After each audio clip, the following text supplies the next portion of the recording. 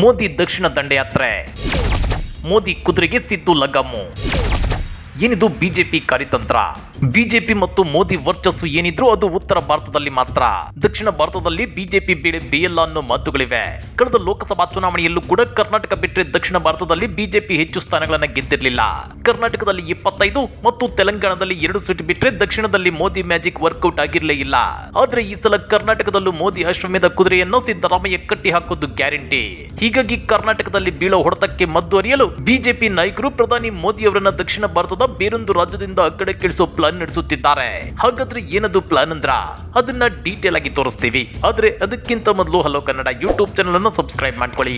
ಹಾಗೇನೆ ಪಕ್ಕದಲ್ಲಿರೋ bell button ಅನ್ನು ಪ್ರೆಸ್ ಮಾಡಿ. ಹ್ಯಾಟ್ರಿಕ್ ಗೆಲುವು, ಕೇಂದ್ರದಲ್ಲಿ ಹ್ಯಾಟ್ರಿಕ್ ಗೆಲುವು ಸಾಧಿಸುವ ಮೂಲಕ ಮತ್ತೆ ಬಿಜೆಪಿ ಗದ್ದುಗೆ ಹಿಡಿಯಬೇಕು ಅನ್ನೋ ಕನಸು ಕಾಣ್ತಿದೆ. ಆದ್ರೆ ದೇಶದಲ್ಲಿರೋ ಪ್ರಾದೇಶಿಕ ಪಕ್ಷಗಳು ಜಾಗೃತಗೊಂಡಿದ್ದು INDA ಅನ್ನೋ ಹೊಸ ಕೂಟವನ್ನು ರಚಿಸಿಕೊಂಡಿವೆ. ಹೀಗಾಗಿ ಬಿಜೆಪಿ ಈ ಸಲ ಕೇಂದ್ರದಲ್ಲಿ ಗದ್ದುಗೆ ಹಿಡಿಯೋದು ಅನುಮಾನ. ಅದರಲ್ಲೂ ದಕ್ಷಿಣದಲ್ಲಿ ಬಿಜೆಪಿಯ ಹೆಬ್ಬಾಗಿಲಾಗಿದ್ದ ಕರ್ನಾಟಕದಲ್ಲಿ ಕಮಲ ಮುದುರಿರೋದ್ರಿಂದ ದಕ್ಷಿಣದಲ್ಲಿ ಈ ಸಲ ಕಮಲ ಅರಳೋದಿಲ್ಲ. ಖಾತೆ ತೆರೆಯೋದು ಕೂಡ ಡೌಟು ಎನ್ನಲಾಗ್ತಿದೆ. ನಿಮ್ಗೆ ಗೊತ್ತಿರಲಿ, ಹಿಂದಿ ಭಾಷಿಕ ರಾಜ್ಯಗಳಾದ ಉತ್ತರ ಪ್ರದೇಶ, ರಾಜಸ್ಥಾನ, ಬಿಹಾರ, ಮಧ್ಯಪ್ರದೇಶ ಮತ್ತು ಗುಜರಾತ್ಗಳಲ್ಲಿ ಬಿಜೆಪಿ ಗಟ್ಟಿ ನೆಲೆಯನ್ನ ಕಂಡುಕೊಂಡಿದೆ.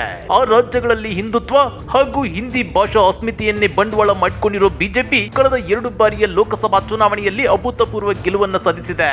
ಆದ್ರೆ ಇದೇ ಲೆಕ್ಕಾಚಾರ ದಕ್ಷಿಣದಲ್ಲಿ ನಡೆಯಲ್ಲ ಅನ್ನೋದು ಪದೇ ಪದೇ ಸಾಬೀತಾಗ್ತಿದೆ.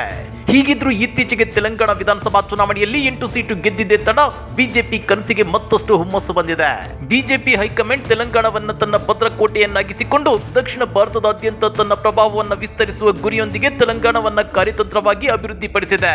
ಆ ಮೂಲಕ ಹೊಸ ಕಾರ್ಯತಂತ್ರಗಳ ಸರಣಿಯನ್ನ ಜಾರಿಗೆ ತರಲು ಮುಂದಾಗಿದೆ. ತೆಲಂಗಾಣದ ಮುಲ್ಕಜ್ಗಿರಿ ಲೋಕಸಭಾ ಕ್ಷೇತ್ರದಿಂದ ಪ್ರಧಾನಿ ಮೋದಿ ಅವರನ್ನ ಅಭ್ಯರ್ಥಿಯನ್ನಾಗಿ ಕಣಕ್ಕಿಳಿಸಲು ಬಿಜೆಪಿ ಹೈಕಮಾಂಡ್ ಚಿಂತನೆ ನಡೆಸಿದೆ ಎನ್ನಲಾಗುತ್ತಿದೆ.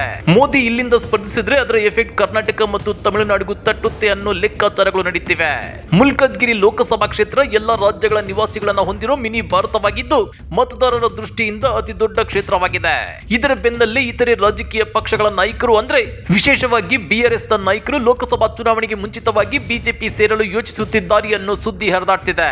ಖಮ್ಮಂ, ನಲ್ಗೊಂಡ, ಬೋಂಗೀರ್ ಮತ್ತು ಮೆಹಬೂಬಾಬಾದ್ ಹೊರತುಪಡಿಸಿ ತೆಲಂಗಾಣದ ಎಲ್ಲ 13 ಲೋಕಸಭಾ ಕ್ಷೇತ್ರಗಳತ್ತ ಬಿಜೆಪಿ ಕಣ್ಣಿಟ್ಟಿದೆ. ಆ ಮೂಲಕ ತೆಲಂಗಾಣದಲ್ಲಿ BRS ಮತ್ತು ಕಾಂಗ್ರೆಸ್ 2 ಪಕ್ಷಗಳಿಗೂ ಸೆಡ್ಡು ಹೊಡೆಯಕ್ಕೆ ಬಿಜೆಪಿ ಭರ್ಜರಿ ಪ್ಲಾನ್ ಮಾಡಿದೆ.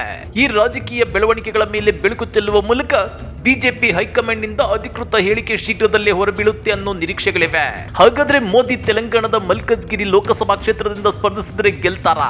ದ್ರಾವಿಡರು ಉತ್ತರದ ಮೋದಿ ಅವರನ್ನ ಗೆಲ್ಲಿಸಿ ಕಳಿಸ್ತಾರಾ? ಕರ್ನಾಟಕದಲ್ಲಿ 28 ಸಲ ಬಂದು ಮೋದಿ ಪ್ರಚಾರ ನಡೆಸಿದ್ರು ಬಿಜೆಪಿ ಸೋತು ಸುಣ್ಣವಾಗಿದೆ. ಅಂಥದ್ರಲ್ಲಿ ಬಿಜೆಪಿಯ ಅಸ್ತಿತ್ವವೇ ಇಲ್ಲದ ತೆಲಂಗಾಣ ಮತ್ತು ತಮಿಳುನಾಡಿನಲ್ಲಿ ಮೋದಿ ಮ್ಯಾಜಿಕ್ ನಡೆಯುತ್ತಾ? ಇಂಥದ್ದೊಂದು ಪ್ರಯೋಗಕ್ಕೆ ಬಿಜೆಪಿ ಹೈಕಮಾಂಡ್ ಅಸಲಿಗೆ ಕೈ ಹಾಕುತ್ತಾ? ಕಮೆಂಟ್ ಮಾಡಿ, ವಿಡಿಯೋ ಲೈಕ್ ಮಾಡಿ, ಶೇರ್ ಮಾಡಿ. ಇಂಥ ಮತ್ತಷ್ಟು ರೋಚಕ ರಾಜಕೀಯ ಸುದ್ದಿಗಳನ್ನ ಮಿಸ್ ಮಾಡದೆ ನೋಡಬೇಕು ಅಂದ್ರೆ ಹಲೋ ಕನ್ನಡ ಯೂಟ್ಯೂಬ್ ಚಾನಲ್ ಅನ್ನ ಸಬ್ಸ್ಕ್ರೈಬ್ ಮಾಡ್ಕೊಳ್ಳಿ.